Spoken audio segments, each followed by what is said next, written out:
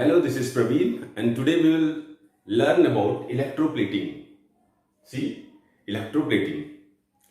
Electroplating is the application of electrolysis. It is also written over here. It is the application of electrolysis.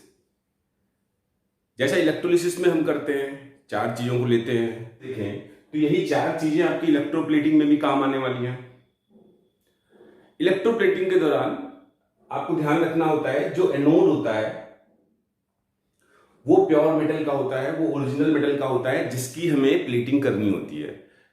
Let me से, अगर copper के ऊपर आपको gold की plating करनी है, कॉपर के ऊपर गोल्ड की लेयर लगानी है, सिल्वर की लेयर लगानी है, निकल की लेयर लगानी है, या किसी भी मेटल, आयरन के ऊपर ही अगर आपको सिल्वर की प्लेटिंग करनी है, या आयरन के ऊपर निकल की प्लेटिंग करनी है, या आयरन के ऊपर अगर आपको गोल्ड की प्लेटिंग करनी है, तो इसके क्या प्रोसीजर्स होते हैं, that we are going to learn over here. And during that thing, यानी इलेक्ट्रोलिसिस, हमें करना क्या होता है कि एनोड जो हमेशा बैटरी के पॉजिटिव टर्मिनल से जुड़ा होता है, उस एनोड को हमेशा ओरिजिनल मेटल की तरह, उस एनोड को ओरिजिनल मेटल की तरह लेते हैं। मतलब अगर सिल्वर की कोटिंग करनी है तो सिल्वर, प्योर सिल्वर जो होगा उसका हम एनोड लेंगे। अगर गोल्ड की कोटिंग करनी होगी तो गोल्ड को हम एनोड बना लेंगे।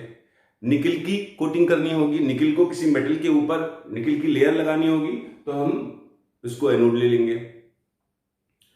जिस भी मटेरियल के ऊपर आपको प्लेटिंग, इलेक्ट्रोप्लेटिंग करनी होती है, लेयरिंग करनी होती है, लेट मी से कोई भी चीज है, कोई एक रॉड है, स्पून मान ले, दिस वन इज स्पून, एक चम्मच है, अगर चम्मच की इलेक्ट्रोप्लेटिंग करनी है, चम्मच आयरन का होता है और उसके ऊपर अगर आपको निकल, गोल्ड या सिल्वर की कोटिंग करनी है तो चम्मच को आपको कैथोड लेना होता है। यहां पे आपको लिखा हुआ है the device to be electroplated. जिस मटेरियल के ऊपर आपको लेयरिंग करनी होती है उस मटेरियल को कैथोड बनाना होता है, और जिस मटेरियल की करनी होती है उसको आपको एनोड बनाना होता है। इलेक्ट्रोलाइट यहां पे हम लेते हैं तो इलेक्ट्रोलाइट के बारे में ये ध्यान रखते हैं, जिस मेटल का, जिसका हम एनोड लेंगे, जिस भी मेटल का हम एनोड लेंगे, उसी के आयंस इस इलेक्ट्रोलाइटिक सॉल्यूशन में पाए जाने चाहिए। हम एग्जांपल से समझते हैं। अगर हमें गोल्ड की प्लेट, सिल्वर की प्लेटिंग करनी होती है, अगर हमें सिल्वर की प्लेटिंग करनी होती है तो सिल्वर को हम एनोड बनाएंगे। चम्मच, स्पून जिस पे सिल्वर की कोटिंग होनी है उसको हम कैथोड बनाएंगे, और सिल्वर के ही आयंस यहां पे होंगे, और सिल्वर के आयंस अगर यहां पे लेने होंगे तो आप प्रिफरेबली क्या लोगे, आप AgNO3 लोगे। और भी हैं, सिल्वर सल्फेट ले सकते हो आप, आपके पास बहुत सारी चीजें अवेलेबल है अकॉर्डिंग टू यू, लेकिन उस इलेक्ट्रोलाइट को लेते वक्त आपको बस इतना ध्यान देना होगा कि वो पानी में डिसॉल्व करने के बाद इजिली आयंस में टूट जाए और कंप्लीटली टूटे। तो इलेक्ट्रोप्लेटिंग अगर हम सिल्वर की कर रहे हैं तो आपने देखा कि सिल्वर का हमने एनोड लिया, जिस भी मटेरियल की कोटिंग का, जिस भी मटेरियल के ऊपर सिल्वर की कोटिंग करनी है उसको हमने कैथोड लिया, और इस इलेक्ट्रोलाइटिक सॉल्यूशन में हमने सिल्वर नाइट्रेट या सिल्वर सल्फेट या कुछ और आपको AgCl मिलता है, इसको लेना प्रेफरेबल होता नहीं है क्योंकि AgCl कंप्लीटली पानी में आयनाइज नहीं होता है, टूटता नहीं है। बट अगर आप AgCl लेते हैं तो आपका काम हो जाएगा, बहुत स्लो प्रोसेस से होगा।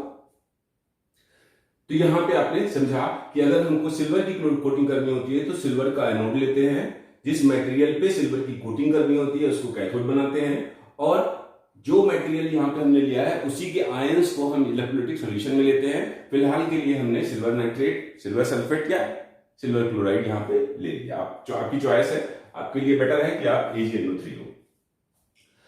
अब कौन से रिएक्शंस, किस तरह के रिएक्शंस आपके इलेक्ट्रोड्स पे होने वाले हैं, यू कैन इजिली से। अगर हम एनोड की बात करें तो एनोड के बारे में आपको पहले से ही पता है, पालो जो पॉजिटिव इलेक्ट्रोड होता है उसी को हम एनोड कहते हैं, वहां उसको हम लेफ्ट साइड में लिखते हैं, और वहां पे हमेशा क्या होता है, ऑक्सीडेशन होता है, ध्यान रखिए आप।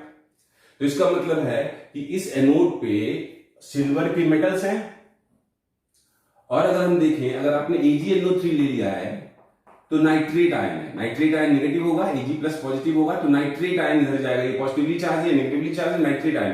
तो इसका मतलब एनोड पे Ag सिल्वर खुद है और नाइट्रेट आयन है, इन दोनों में जिसकी ऑक्सीडाइजिंग टेंडेंसी ज्यादा होगी वो जाके ऑक्सीडाइज होगा। तो सिल्वर की ऑक्सीडाइजिंग टेंडेंसी नाइट्रेट आयन के कंपैरिजन में अच्छी होती है। तो एनोड पे यानी यहां पे सिल्वर जो है वो सिल्वर आयन में टूट टूट के निकलेगा और इलेक्ट्रॉन यहीं पे रह जाएंगे। इलेक्ट्रॉन यहीं पे रह जाएंगे, सिल्वर आयन इस सॉल्यूशन में आ जाया करेगा, सिंपल ऑक्सीडेशन होगा जैसा होना चाहिए। तो सिल्वर आयंस के फॉर्म में सॉल्यूशन में आ जा रहा है। Electrons are getting collected over here at anode और वो इलेक्ट्रॉन फिर यहाँ पे इस तरह से होते हुए कैथोड के पास जाएंगे।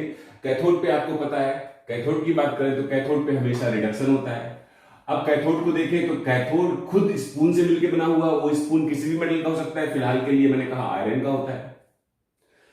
यानी कैथोड पे आयरन मेटल है और कौन सा है, सिल्वर मेटल है। तो इन दोनों में जिसका रिडक्शन पोटेंशियल ज्यादा होगा वो जल्दी जाके रिड्यूस हो जाएगा। तो दोनों में सिल्वर का ही रिडक्शन पोटेंशियल ज्यादा होता है, यहाँ पे इसका ऑक्सीडेशन पोटेंशियल ज्यादा होता है इन दोनों के कंपैरिजन में, और यहाँ पे इन दोनों के कंपैरिजन में इसका रिडक्शन पोटेंशियल ज्यादा होता है। इसलिए सिल्वर जो है यहाँ पे आयंस के फॉर्म में टूट के सॉल्यूशन में आया और जो सॉल्यूशन में सिल्वर आयन मौजूद है वही रिड्यूस हो गया कैथोड के ऊपर और धीरे धीरे अब सिल्वर की लेयर यहाँ पे जमती चली जाएगी।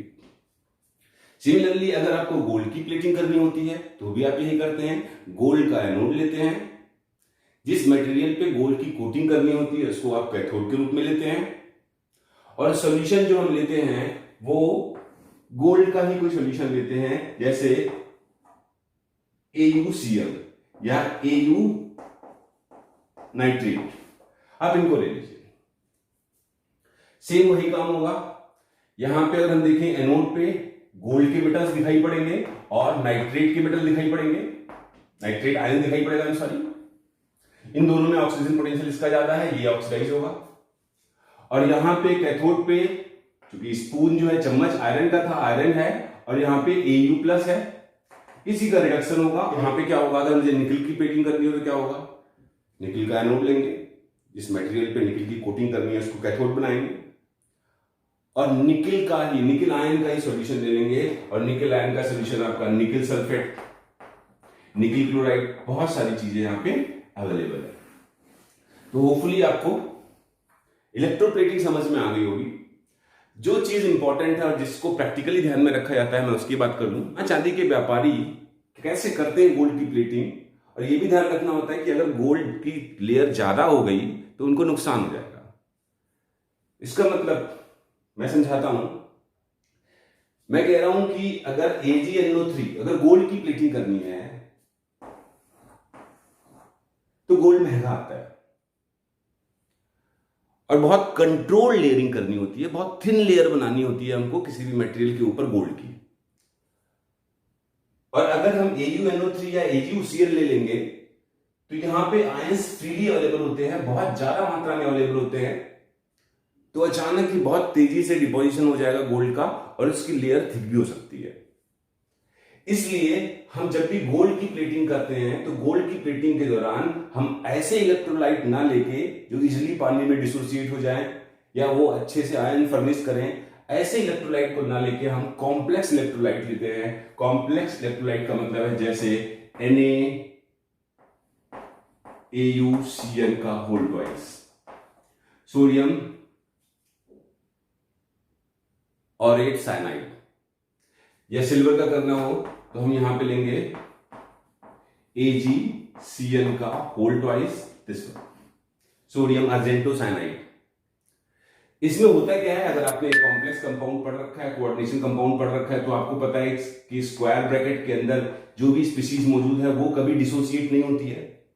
अगर उसको डिसोसिएट करना है तो बहुत मशक्कत करनी पड़ेगी या बहुत स्लो प्रोसेस होगा, और हमको स्लो प्रोसेस ही चाहिए ताकि बहुत यूनिफॉर्म थिन फिल्म डिपॉजिट हो आयरन की, आयरन के ऊपर गोल्ड की। तो that's why during the electroplating of gold we always avoid these electrolytes as they furnishes ions earlier, speedily, and multi-layer can be formed. So to avoid that, we always use complex solution, complex salt of that ions while doing electroplating of gold as well as silver also, because it is also costly. Hope you understand. This is Praveen signing out until we meet again. Thank you.